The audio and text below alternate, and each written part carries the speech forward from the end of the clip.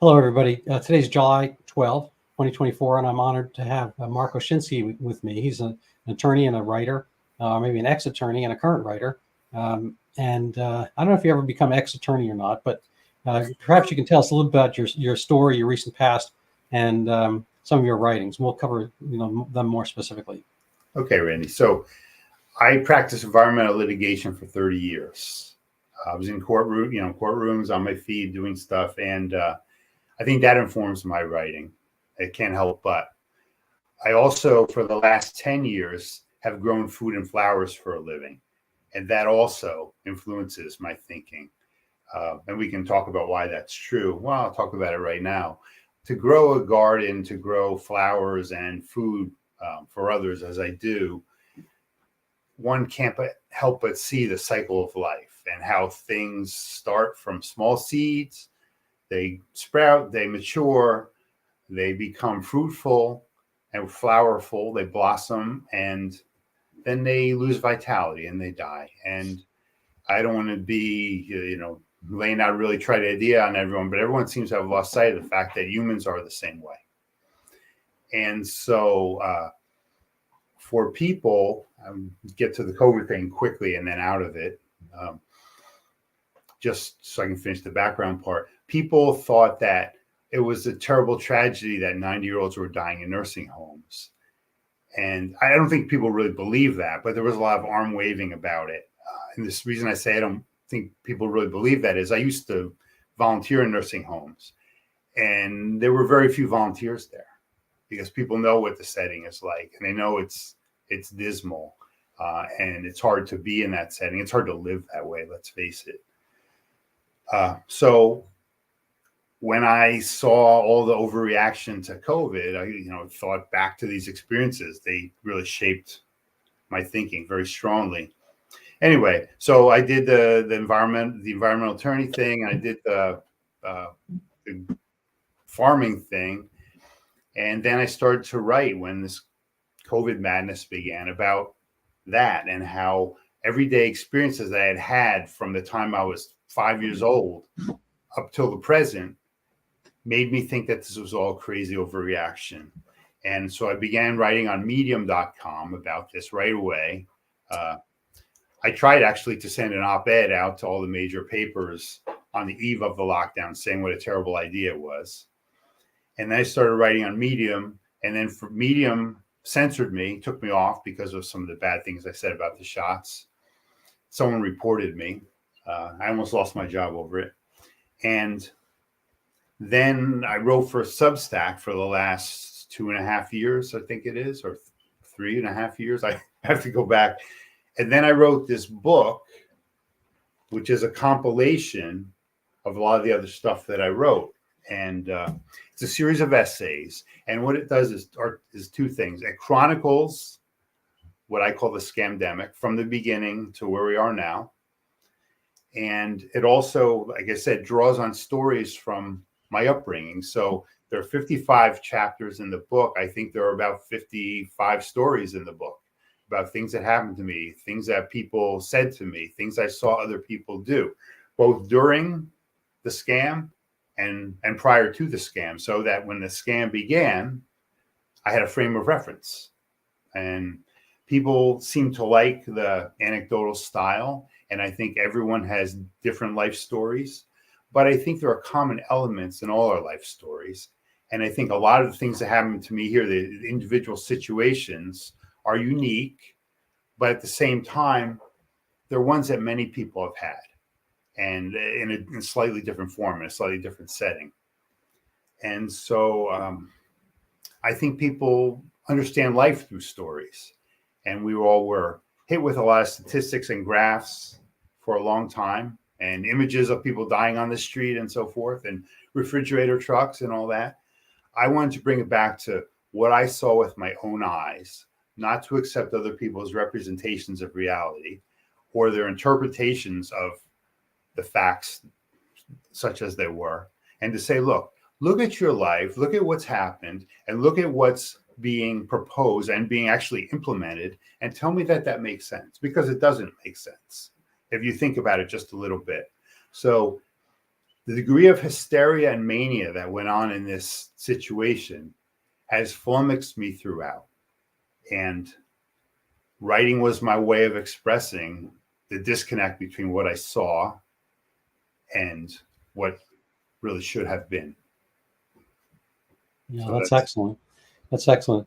I came upon your writing just the other day through Brownstone, and I was very impressed. I want to get to that in a second, but as you're talking, I was thinking of all the zillion anecdotal things that happened to me. I'm as you can see, where is it? Right over here, it says MD. So it's not, doesn't stand for mentally deranged. It's a medical doctor, could be both. So I had kind of a medical perspective, and I'm kind of a data guy. I was a chemistry and physics major, and I'm pretty math oriented. And I was looking at it, on a lot of the, population basis, comparing country to country. We couldn't run personal experiments. We could run national experiments and see how Sweden did versus other countries and whatnot. But the anecdotal stuff is the stuff that really rings true. I think you're right. I'm going to share one quick story with you. There was different levels of terror that happened. I think this was in the fall of 2020. After the first waves had already passed, everyone's still standing. It wasn't quite the zombie apocalypse. And I was walking down my leafy suburban street, and it's a wide street, wider than it need to be. And I was walking straight down the middle of the street with my dog, and he wasn't masked, and I wasn't masked. And it was outdoors, and it was a pleasant day, and all that kind of stuff. And there's a woman a little older than me, on multiple arms lengths away, probably 12, 15 feet away, on a yard arm basis to my right. And she saw me, and she started to, leap in terror. She was wearing a mask, and, it was kind of like the invasion of the body snatchers. And she started, pointing and so forth. And there's just a tiny little berm of grass, like a half an inch raised above the side. So as she's backing up, she trips over this thing. She falls on her butt, and she's laid out. So, I go over to help her get up, and she backwards crab walks. She's like, I'm going to kill her by touching her. So she's like, she'd rather be in pain lying down there, and okay. How much, what am I going to do? Anyway, that kind of stuck with me. I assume you have stories like that, or I don't know. I do, but not so much in the book. The book is I think everyone has had an experience or five like that. The book, like I said, is more about believing the media, or about the cycle of life and the finitude of life, right? So that sort of thing. But yeah, everybody has been kind of afraid of people unrealistically. I think it's been a bad externality of this whole thing. Yeah. So, I liked you have a story about the Murphy decision. We can talk about that from a legal aspect, but you actually kind of have parallel stories, and mind you, because actually now that I'm thinking, it was totally coincidence, but it wasn't the uneven sidewalk she tripped over. It was just a little bit of grass, but there are some uneven sidewalks. She might easily have tripped over that. And so after reading your article, I saw that I actually came back and saw that. I hadn't noticed the picture when I started. And you have an uneven sidewalk story. Maybe you could kind of relay a little bit of your actions in that regard. I sort of pro bono-ish, and then how that parlayed into your concept of the Murphy decision fallout. Okay. Well, I did environmental litigation for a long time, so I'm focused on environment. I'm an environmentalist in the way I live, or at least I try to be. So we have a town that has many big old trees in it. It's one of the reasons people like to live here. And so my town came out in 2015, I think it was, with this enforcement crusade saying that any tree that raised a sidewalk, there you go, need to be taken down, and the sidewalk needs to be replaced to make it perfectly level. Well, yeah, everybody knows that's lived in a similar setting that this happens, and that one must accept some imperfection in the sidewalks in order to have trees. I think it's a trade I'm certainly willing to make, and many other people are also. But there are a few people that, overreact to everything. And so they went out and fined 1,000 out of 3,000 households in the town. Now, some of the people in town don't have a whole lot of money, so they didn't have any ability to object to it. But I knew a lot of people were unhappy about it. So people got in touch with me, and they said they would allow me to represent them for free in this case, because ultimately I was disturbed that they were taking down all these big old trees for bad reasons. And so I took that case to court. I actually got an injunction, won the case. And there's a federal statute that says if you win a case on a constitutional basis, as I won this one, fundamentally it was about the town's ordinance being insufficiently clear and therefore unenforceable. If you win a case like that, you get attorney's fees. Now, I didn't do this case for the fees. I represented everyone for free, worked a lot of late nights on it, but I was really unhappy with the town, first of all, for its crusade. And second, when they started enforcing, I contacted them and I said, look, I've done litigation for, at that time, 27 years. I know what flies and what doesn't fly. This won't fly. Meet with me. Let's resolve it. They wouldn't do that. So what I did was file the lawsuit, and I won it. And I said, they put me through a lot of extra effort in this case. We could have resolved it in an hour meeting. I had some specific ideas that would have worked. But because they took me to the mat and I spent a lot of time on it, I deserve to be paid. And I wanted to send them a message and say, look, you can't overreach people just because they don't have legal resources, either in this case or in other cases. So you need to pay my fees. The town's attorney, they hired a private firm to go against me, and I had a multi-person team on it, got paid $80,000 to lose the case. So I said to the judges, you need to pay me $80,000 at least because I won the case.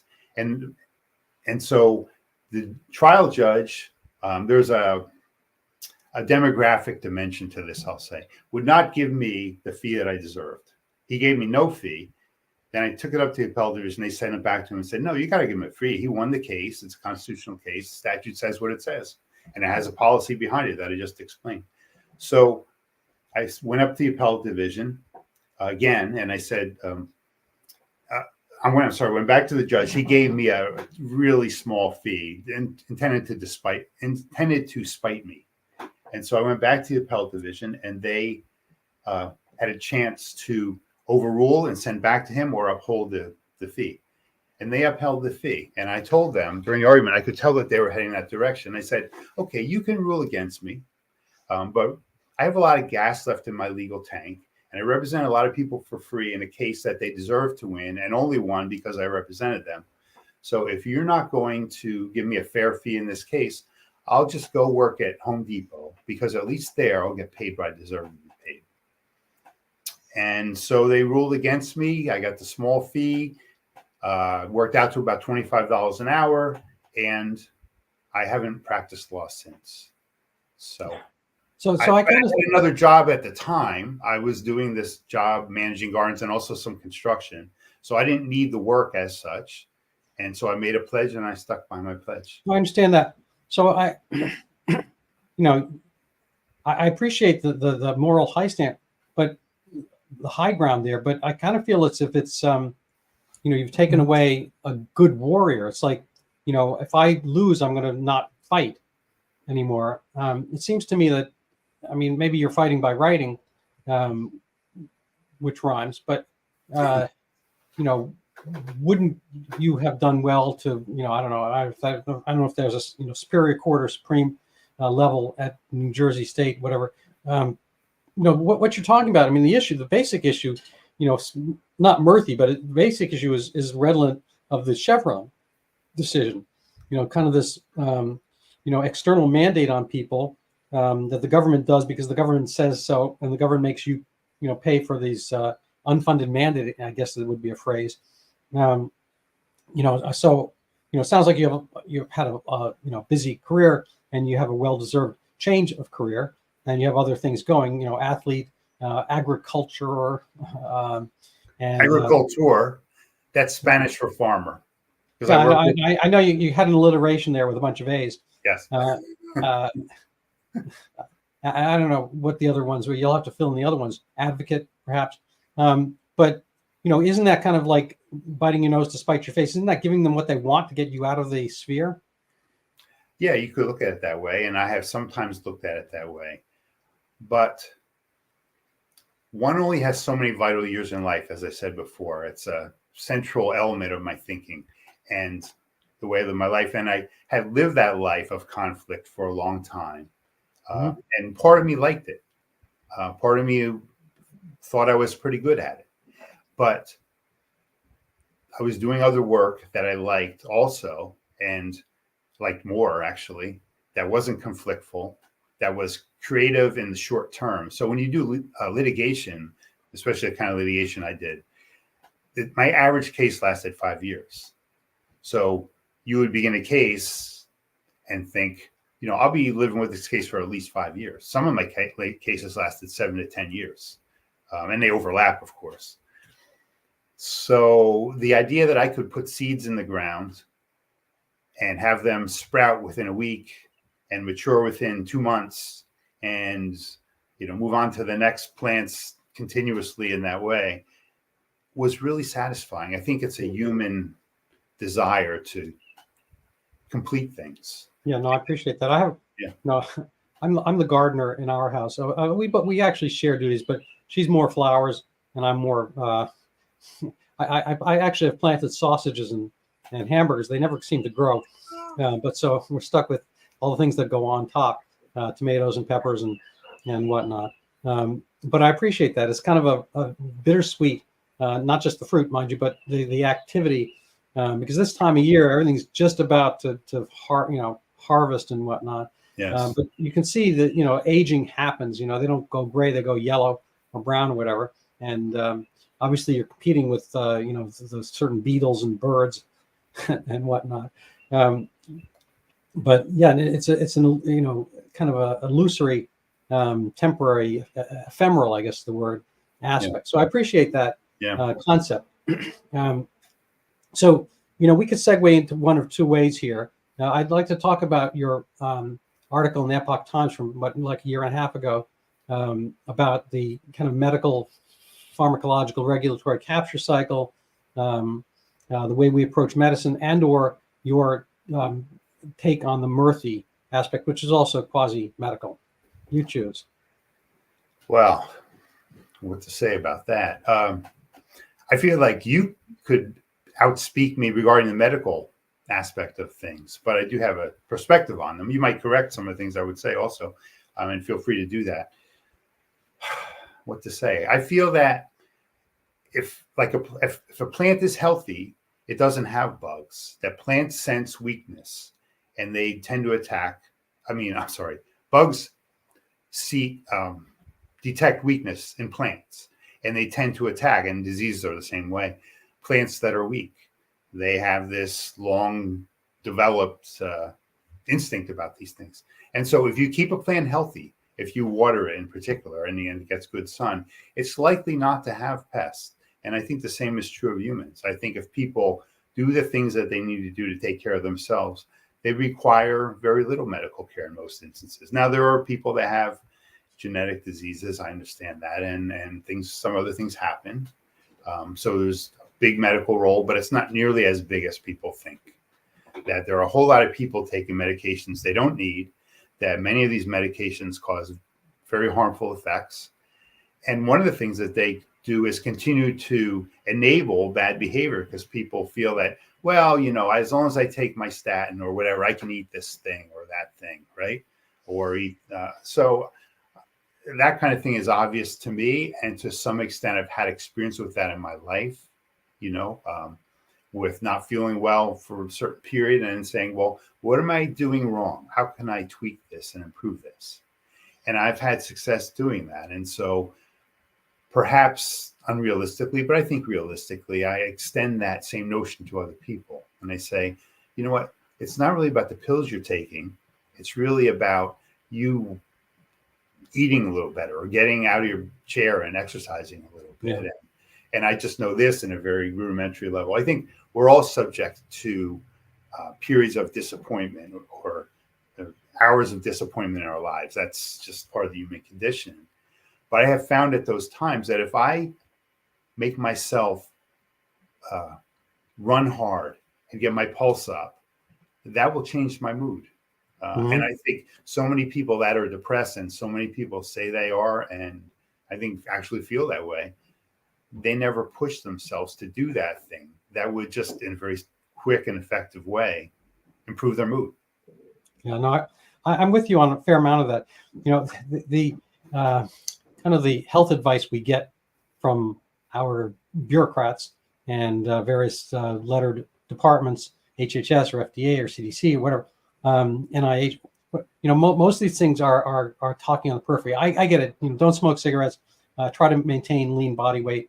You know, everything in moderation. Blah blah blah. But you know, the funny thing is, and I wrote an article on this probably 20 years ago in Kevin MD, is that all of these, you know, the actual largest determinants, you know, once you get past infancy and whatnot, you know, once you become, let's say, reach adulthood, the largest apparent influence on longevity is spiritual, in a sense. You know, married people, you know, people who stay continuously married, same partner, live on average, I think, 4 or 5 years longer, maybe 7. You know, there's a joke. It only feels that way. But ditto for those who go to church, and you can, you know, kind of substitute, you know, some other kind of community activity. You were talking about volunteering at the nursing home and so forth. So I don't think those things magically give you longevity. I think they pretty much keep you in a certain, we'll say, bandwidth, a certain, not quite a corral. I don't want to make it sound that way, but it tempers and moderates your behavior as well. So you're less likely to be, you know, going on a, Aaron Rodgers ayahuasca weekend and hallucinating, and then potentially jump off a building, you know, into an empty swimming pool. So you have, you know, you're less likely to probably do hang glide. You're less likely to be like doing binge drinking. So it's I think it correlates with a lot of other activities, but you'll never see this in the CDC or any of these pronouncements. You know, get married, stay married, have kids, go to church. These are much, you know, hugely more determinant. And again, it's not like it would be magic if you go do those things without any soul attached to it. You know, get married and it's a sham marriage, or you're just, you know, kind of faking the caring about people, or putting yourself out, or exerting, and all that kind of stuff. That's not going to work. You know, if there's an old joke, once you learn how to fake humility, you've got it made. But anyway, so I'm with you on a fair amount of that. I think there's the spiritual aspect which is missing from this. That's a very big idea. Hmm? That's a very big idea. Yeah, it is. Really. But maybe we could kind of cover what you were. I think it really segues into the earlier medical article, which I'll pull up for people. Maybe you can. I don't know if you need a reminder about it. Let's see if I can find it here. Here it is. This one here. COVID exposed the medical pharmaceutical government complex. And so this is from 2022. So it's fully 2 years ago. In college, I took a Latin American politics and development class, and then you learned about Robert Ayers and his theory that, you know, building hospitals, ironically, would cost lives in certain impoverished places.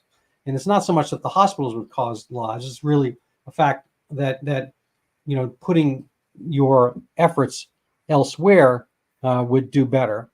And you know, this is kind of an, you know, I don't think it's the same as what we're talking about spiritually, but I think there's some aspects. Would you care to elaborate on any of this? I have to say that was another big idea that was presented to me by a professor in a one-on-one, you know, office hour situation. And I was raised, like a lot of people were raised, with the idea that you know, gleaming new hospitals are a great way to spend money, but they're also very expensive, and the equipment for them is very expensive. And what if we spent that money on people living lives where they had more contact with other people, where people were enabled to spend time taking care of their bodies, that they didn't have to spend so much time making income that was 20% of which went to some medical insurance policy, and they could instead, spend time with get married and spend time with their kids that the kids deserve. So it made sense to me because my father was someone who worked a lot of hours and 70, 80 hours a week after week. And I thought, to the extent that people are struggling to make ends meet in this way, it is costing them their health. And you can put them in a hospital when the system fails, their system fails. But ultimately, they would have probably gone 5 or 10 more years outside the hospital if they had lived a more balanced life. Right. So I think that's true. And I think that the hospital industry is one that attracts money to itself. It's the pharma industry as well. It's a place where they're continually trying to sell products and services, and it's turned into very much a for-profit thing in a way that was not the same when I was a teen. Let's say when I broke my leg, I went to a doctor. He x-rayed it and put a cast on my leg, and my mother wrote a check for $400 because we didn't have medical insurance. We just had what they call hospitalization at that time, I guess. And thankfully, nobody needed that. But all the other medical expenses were paid out of pocket. And the percent of money spent on medical care as a function of GDP has tripled or quadrupled since that time. That everyone has policies, and a lot of people feel like, well, I have the policy, if something's wrong with me, let me go and get something for my money. That's a part of it too. And also the advertising of the pharmaceuticals on TV is nonstop, and everyone sees it. And they're not only driving consumption of their products and building demand for the products, but also they're driving content on TV because no newscaster or any other broadcaster will dare present an anti-med, anti-hospital pharma message, because that's who's putting food on their table, right? So and that was a true in spades during COVID. We medicalize this right from the outset. It's some terrible thing that we will only survive if we bow down to the medical establishment and take their products and listen to their experts, when really it was much simpler than that. But the media, if they had any sort of integrity, would have asked questions about that. But of course, they don't have integrity because this is who funds them. They can't afford to have integrity. Interesting points there. I really liked what Ann Coulter said. I heard this maybe 10, 15 years ago. It's not exactly on point to what you're saying, but I'll put it out there. She said, look, we don't have an automobile insurance crisis. We don't have a homeowner's insurance crisis. We don't have you fill in the blank, insurance crisis. All these separate realms of insurance, life insurance and so forth, are specific markets. The auto insurance, you can argue, has some government footprint that skews things. But we do have a health insurance crisis. This was before Obamacare and so forth. What is the difference? The difference is that the consumers buy their automobiles and they buy their homes, and they have to have them up to snuff to a certain extent, and they can get graded based on their behaviors. If you light too many house fires, probably you don't get insured for the fifth one.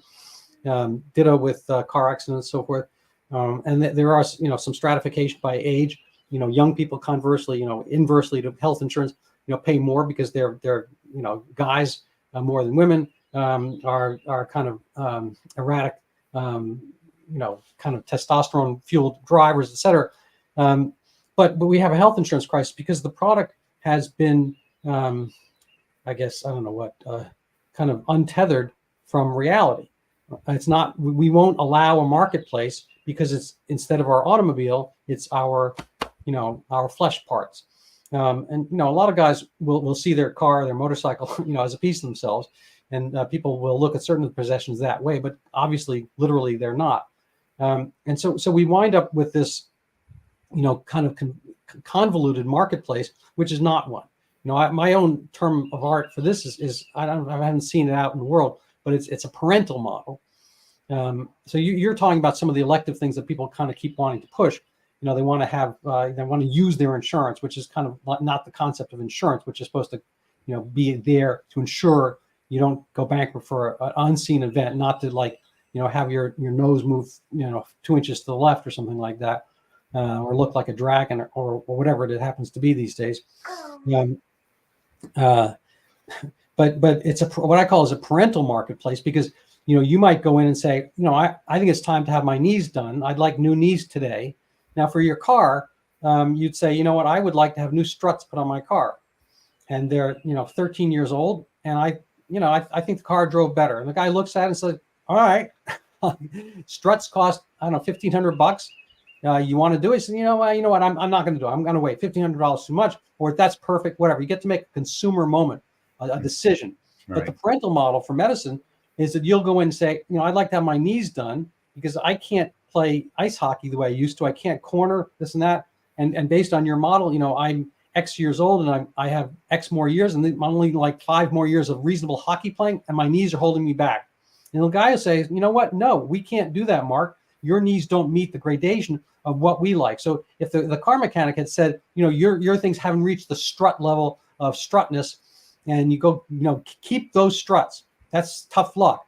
You'd say, you're nuts. I mean, you go to another car mechanic and you'd pay for it, and that's fine. And so we kind of don't have the consumer moment where you get to pick your shoes, you get to pick your paintings, you get to pick all this kind of stuff, sell them when you want to, insure them if you want. I don't know if you insure the painting behind you or not. I don't frankly care, because it's your painting, your house, all that kind of stuff. So we've kind of like had everyone step on each other's toes. The more government gets involved. So I have to start caring about your health, because you're impacting, as you hit Medicare and whatnot, or other governmental policies. Your insurance matters to me. Whereas in the other things, I don't care whether you have an old car, a new car, whether you use your Ferrari in the winter. It doesn't matter to me at all. That's your problem. That's a Mark Oshinskie problem. It's not a Randy Bach problem. So, that anyway. So Ann Coulter's words stuck with me, and nobody really look at it in that kind of sensible approach. Whether you want to have parental medicine, then you deal with it. But most people don't really like their parental advice after, even while they're teenagers. I'd like to use the car, Mom. Like, no, you can't use the car. I need to go to the party. It's like, no, you don't belong at the party either. That's your parents. But once you become an adult, it's like you don't have to ask anybody. You buy the car and you go. And health insurance could be like that. And I think we're going to see some AI-driven aspects and some kind of disintermediation of the medical field. Because again, I have the where is it? I can't point it. I have the MD thing, but we are gatekeepers, and we also got that right through kind of rent-seeking sinecures granted by the state. So we can prescribe certain things. We can do certain things that other people can't. If you want some OxyContin, theoretically, your doctor can write it for you or not. Yeah. So there was no question there. Yeah, I'm waiting for a question. So the question would be, let's get back to your article a little bit if we can. I would just add, while you're looking for that, I mean, the government also has a whole bunch of mandated coverages that go in any health insurance policy that are highly inflationary, that I would shop around, for something that I thought was more suitable for my circumstances. So let's go to the central part, and we'll segue from Corona into the Murthy decision and so forth. So here you have, thus the medical industrial government complex is going to become a black hole for today's wealth. With great money comes great power. The med pharma juggernaut rules the airwaves. I'm talking about advertising and so forth. The medicine has fed Corona mania. The TV news I've seen during the past 20 months painted a very skewed picture of reality. The virus has been misrepresented. Doctors such as Anthony Fauci, I've written on Fauci for Brownstone, and he changed his own Dr. Fauci-ness. He did not think you should have a vaccine after having had the illness. For 2005's flu that year, whatever that was, somebody called in and, should I get the flu shot? I've already had this year's flu. He's like, no, you should not do that. That would be a bad thing. There's no purpose to that. You've experienced the entire virus. There's no sense having a vaccine, which is one protein, that kind of stuff. And and now it's like, oh, that more and more and more of this vaccine after theoretically you had the illness and after that, specific strain has gone away. But I think you have a good ear for this, and I think you stated it really well. Well, thank you. I've thought about these things a lot. Yeah. So before we get to the Murthy decision, did you lose friends over this? I'm going to post a picture of you, and you look fit and happy here. Let's see if I can find it. Whoops. Okay. Why don't you carry on and tell us maybe? Let's see if I can find the. The answer is yes. I have lost friends over this, and yeah, that's me on the beach at the Jersey Shore last summer. Anyway, I have lost friends over this. It's a common thing now. I have spoken to a whole lot of people who agree with me on this, and they've all lost friends over this. It's such a common element of our discussions that people feel this way. There was never an opportunity to discuss this with friends, that once the topic would arise, if it did arise, they were cut off. They were told, they were labeled as MAGA or grandma killers or whatever other epithet you want to throw out there. And there was never any effort to get to any depth or any exchange about this. And this is, again, what this book is about. And most of my writing is about this whole idea that, look, if we just talk about this rationally, you'll see that it's crazy. You'll see that it's phony. But let's do that. Let's sit down and talk about this quietly. We'll agree not to raise our voices. We'll give ourselves the opportunity to throw questions back and forth. What's so objectionable about that? But it was so objectionable that people wouldn't do it. It was nearly universal among the people I knew. And so if you wanted to ask a question like, if you wear a mask, why do you need me to wear a mask? Same for vaxxers, right? And so on. I mean, there's so many obvious holes in the story. But people wouldn't even discuss it. And this is, I think, the real crisis of the whole thing. And the media, of course, wouldn't discuss it either. Right. Now, so the media was saying this. Part of the media is not discussing it. As we've seen through the originally Missouri versus Biden case, then renamed Murthy versus Missouri, I think. He was the attorney general. The physician, whatever that is, whatever that physician general, surgeon general. Anyway, Murthy. But I think this segues into the fact that the aside from the government medicine pharma regulatory capture cycle, there's also the media government regulatory capture cycle, and it's kind of self-feeding and self-perpetuating. And Jay Bhattacharya et al. Via Missouri's Attorney General put up a case which I thought was really amazing, and showing that the government was biased and pushing out and restricting what type of things you'd have on social media and using its weight and force, against the First Amendment, it would seem. But maybe you can correct me on this. And I'm wondering if you want to talk a little bit about how you segued from the uneven sidewalks into the Murthy decision and what we're supposed to do in that regard going forward.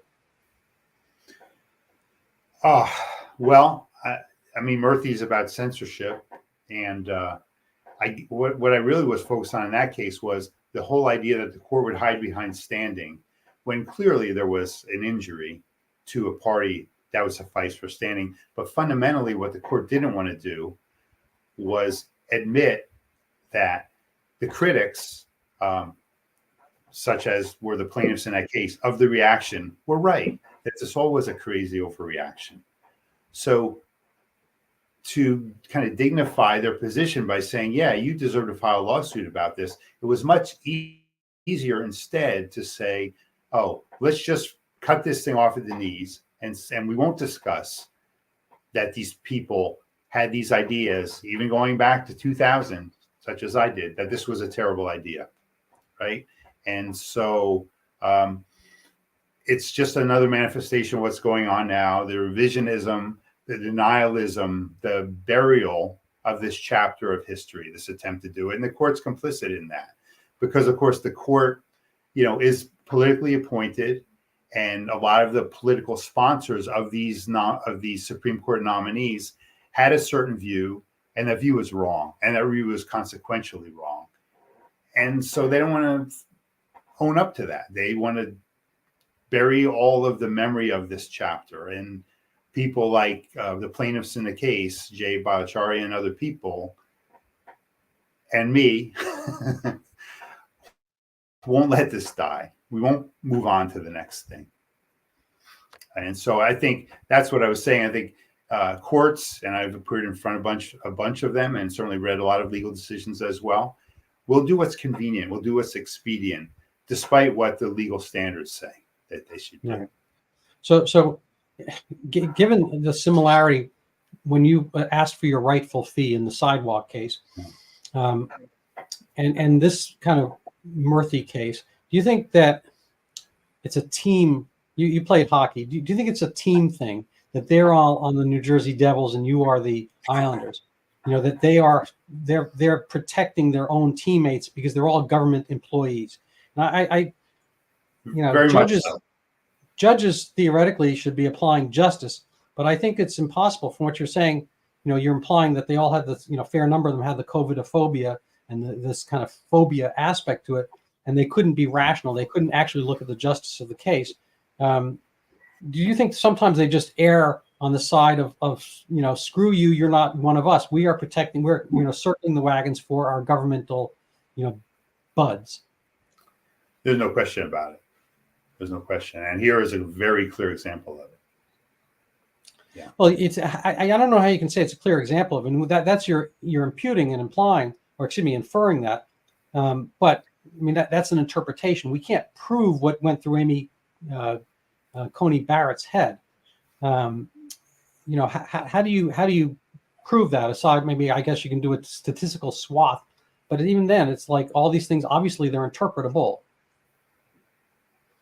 Yeah, I mean, you could say that about all litigation, but all I'm saying is, if you look at the evidence in the case, there was clear evidence of censorship, and what stopped the court from allowing the party to vindicate their rights to speech. I say nothing but an underlying narrative that COVID was this terrible thing, and that all steps that could be taken to combat it, at least ostensibly, were worthwhile and could not be questioned, even retrospectively, as they would have been, as they were by the plaintiffs in this case, and as they would have been in future instances. So they wanted to give the government an out and say, you know what, we're not going to examine what you did and whether it was wrong. Right.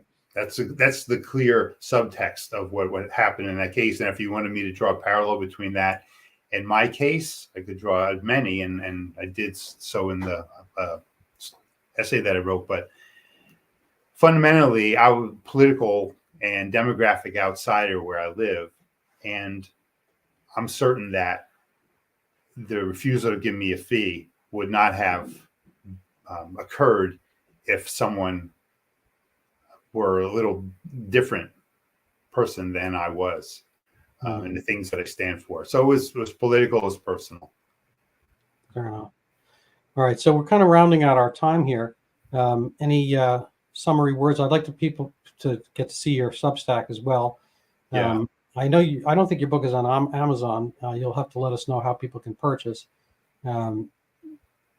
Okay, so working backward, the book is not on Amazon. There are a couple of reasons for that. But the book is available by contacting me at forecheck, the hockey word, 32 at Gmail. And we can talk about how I get a copy to you and, payment methods. I think it's a really good chronicle of the period. I think it's worthwhile reading in that way. And I like to think that the stories make it relatable. Mm-hmm. So, and I'm continuing to write on Substack. It's funny, though, Randy, when I started writing on Substack, or for Medium, actually, at the beginning of this thing. I thought, well, I only have a few things to say about it.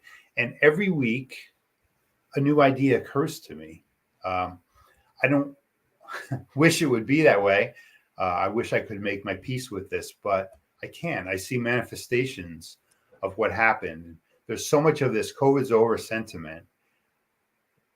People, like I said, want to deny it. They want to act like it never happened, but it did happen, and it shouldn't have happened. And the consequences are with us permanently. So this notion that we should just move on, that anyone like me or you or anyone else who wants to talk about this is being stubborn or unrealistic or backward thinking instead of forward thinking, is really just trying to seek cover from their own advocacy for all the madness. Fair enough. All right. So I think those are reasonable parting words. My parting words are, if you want to help support my podcast and have interesting, thoroughly knowledgeable and informative guests such as Mark Oshinskie, you can go buy my book. It is on Amazon. The title is sort of self-explanatory, Overturning Zika. People may not remember it, and part of the reason they may not remember it is it disappeared. But at the time, 2015-16, it was the biggest kind of world pandemic, panic hysteria to date. I suppose in the modern era, maybe the Spanish flu was bigger, but there wasn't really the apparatus that we have now for disseminating news and or false efforts. So this is the pandemic that never was. This is a story I didn't think I would be writing. I'm not an infectious disease guy, nor an epidemiologist, or I'm a general practice guy. But in 2019, before anyone had heard of COVID, this kind of this mysterious disappearance kind of struck me of Zika. There's a picture of me on the cover for no extra charge. It's an incredible story. I recommend people purchase it because there are foreshadowings, not maybe what we could call forechecking of the COVID story. A lot of the same players. Dr. Fauci is in it. He distorted a lot of the news and so forth, so he could get money applied to Zika even before it was outlaid by the U.S. Congress. He borrowed money from diabetes, cancer, and I think malaria research, so he could apply it to Zika and get the whole apparatus going. And there are actually other foreshadowings I'm writing about right now for Brownstone. The whole idea was to get an mRNA vaccine out and ready because they wanted to use that platform modality, which had never ever been used at all on humans and never gotten past phase 1 studies. Although there are 3. They're actually named phase 1, phase 2, phase 3 studies. So pretty easy to remember. And each phase gets harder and more expensive and more arduous and lengthy. And they wanted to skip all those so they get the mRNA platform. And they wanted Zika to be the skids, the slide by which all this could get into play. And of course, COVID came along and we saw the same exact thing happen because Zika had disappointed. So there are interesting aspects. I would like people to connect the dots. And if they're interested in having me speak at the White House, that kind of thing, let me know. Anyway, thank you so much, Mark, for coming on. Hope we can have you again soon. Thanks, Rand. It's good to meet. We should talk again. All right.